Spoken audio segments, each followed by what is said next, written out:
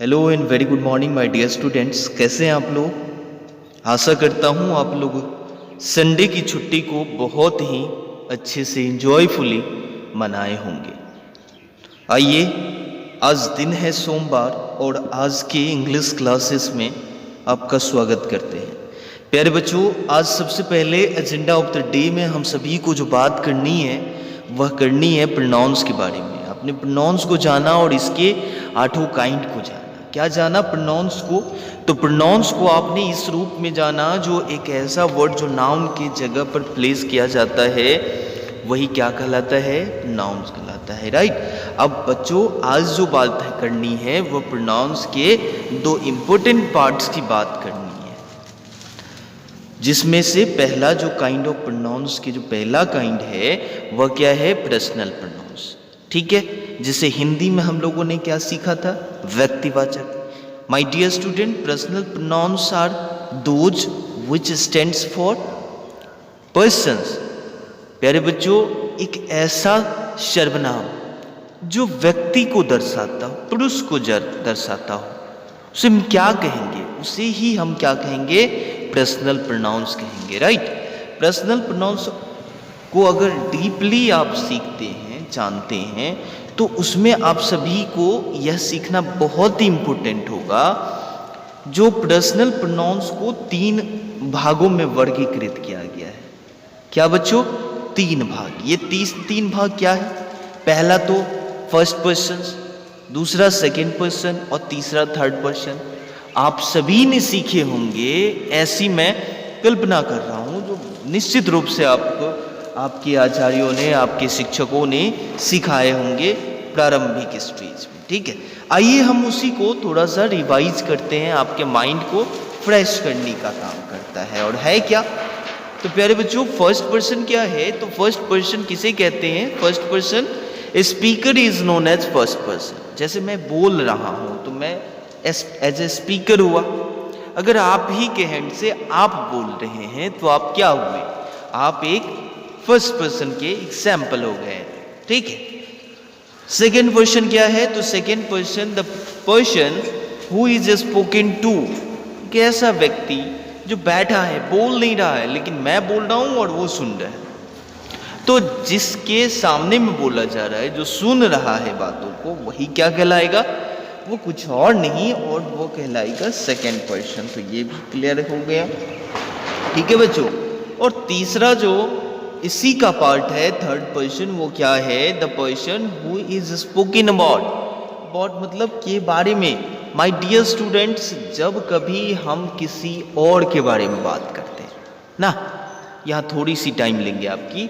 जो देखिए, अब पढ़ाई के दौरान हम सभी किसी न किसी की बात करते हैं ना, वो अच्छा लड़का है, वो ऐसा है, वो वैसा है, या बुरा सेंस में भी बात करते हैं, अरे वो कितना अच्छा नहीं है, वो कितना बदमाश है, इत्यादि कई सारे बातों को हम आपस में बात करते हैं। कब बात करते हैं? जब वो मौजूद नहीं होता है। ठीक है। और जब वो मौजूद नहीं होता है आपके सामने, तभी वो किस कैटेगरी में जाएगा? वह जाएगा थर्ड पर्सन के कैटेगरी में, राइट। इसीलिए कहा the person who is spoken about known as third person. आप सीख चुके हैं। ठीक है बच्चों, आइए हम अगले पेज की ओर चलें और बात करें कुछ और इम्पोर्टेंट काइंड्स की, राइट। यह है क्या?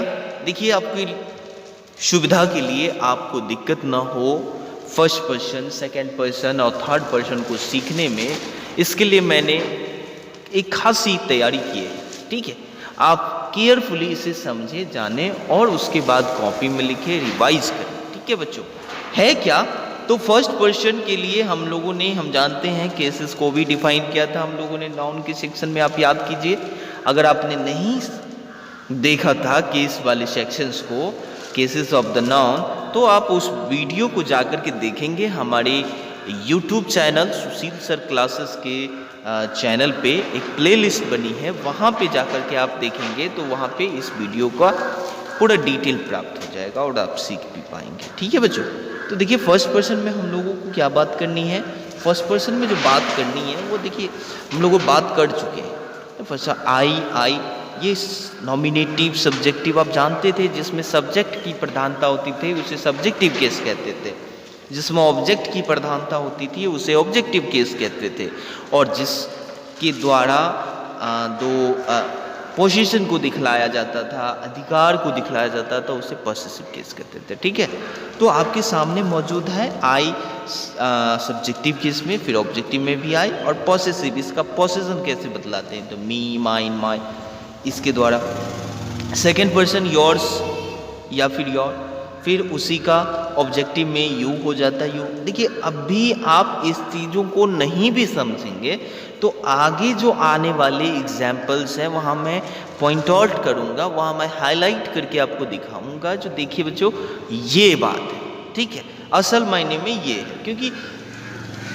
क्या होता है जब हम प्राइमरी स्टेज में रहते हैं तो बहुत सारी बातें नहीं समझ में आती है, फिर आप ऊपर ऊपर जाते जाएंगे तो फिर धीरे धीरे पीछे वाला चीज़ याद होती जाएगा, समझते जाएंगे।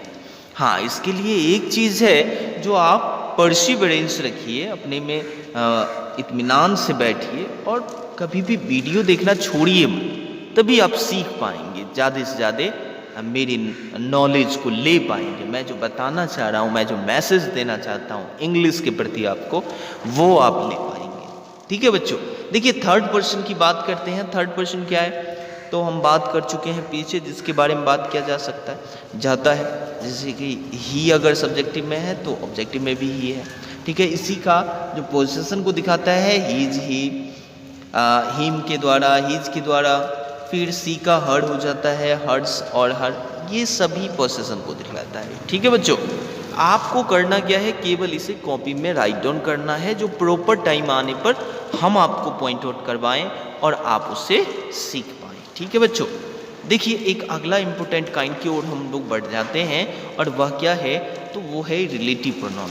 और रिलेटिव प्रोनाउंस को हम सभी ने क्या सीखा था, तो यह संबंध को बतलाता था, राइट, संबंधवाचक सर्वनाम इसे कहते थे। ठीक है, और ये संबंधवाचक सर्वनाम है क्या, तो ये क्या करता है, तो relative pronoun shows the relation between two incidents, क्या करता है, दो घटनाओं के बीच का रिलेशन को कायम करता है, राइट। अब देखिए क्या करेगा, एक इम्पोर्टेंट यहाँ पे आपको नोट्स आपकी इंफॉर्मेशन के लिए, जो relative pronouns refer to some nouns before them. देखिए ये रिलेटिव प्रोनाउन किसी न किसी नाउन के पहले आएगा, यह आप माइंड में रखेंगे।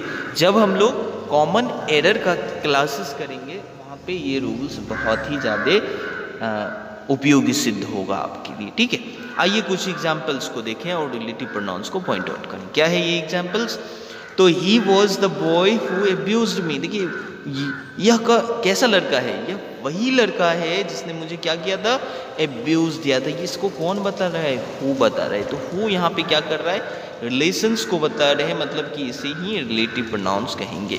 ठीक है बच्चों, अब देखिए दूसरा एग्जाम्पल बहुत ही ज़्यादा इफेक्टिव है, he is the person whose son committed to crack examination। देखिए यह वही व्यक्ति है जिसका सन, जिसका पुत्र ने कमिटेड किया है, अपने आप से इरादा किया है, यह क्या कहें इसे, अपने आप से वादा किया है जो एग्ज़ाम को ज़रूर क्रैक करेगा। और आप सभी में से भी बहुत सारे ऐसे स्टूडेंट्स होंगे जो अपने आप से वादा किए होंगे, जो इस 2020 में हम घर बैठे एग्ज़ाम्स को क्रैक करेंगे और दिखा देंगे जो नहीं, मैं भी कुछ कर सकता हूँ, राइट।